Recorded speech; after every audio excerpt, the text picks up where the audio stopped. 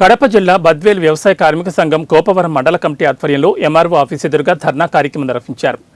1620, 1621 survey నెంబర్లో PP కుంట దగ్గర ఇంటి స్థలాలు లేని నిరుపేదలు 11 నెలల నుంచి గుడిసెలు వేసుకుని స్థానికంగా నివసిస్తున్నారన్నారు.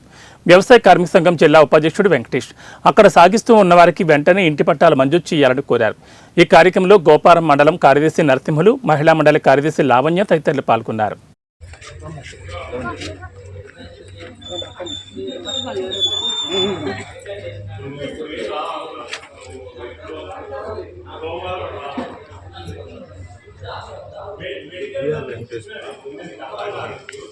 వీళ్ళు కడపాలు తీసుకొచ్చి కమిటీలు తీసుకొచ్చి కనీసం 9,800 బండలు వాళ్ళు పగలు కొట్టించారు. వాళ్ళకి ఏమి పగలగొట్టి రావడం చుట్టూ దాని పక్కన ఉన్నటువంటి ప్రభుత్వ భూమిలో ప్రభుత్వంలో ముళ్ళతీగ నాటుకొని ఉంటే దాని జోలి బాగుంది. దీని ఎందుకు పగలగొట్టారు, దాన్ని ఎందుకు పగలగొట్టలేదు, వాళ్ళకి ఎవరు చెప్తున్నారు? మీరేమని ఇచ్చారు పర్మిషన్?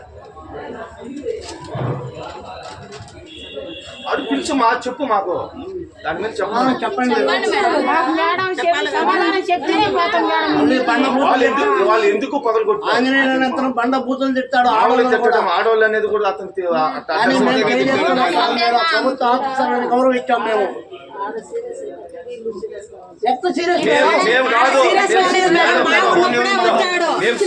కాదమ్మా, మేము సీరియస్ కావాలంటే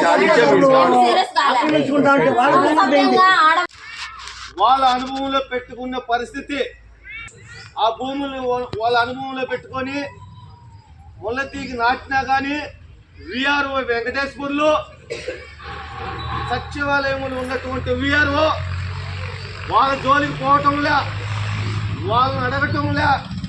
ఎవరైతే పేదల గుడిసె కావాలని, ఎవరైతే ఉపాధి కోసం 4 మేకలు, బరిగుడ్లు, పశువులను రకరకాల రూపంలో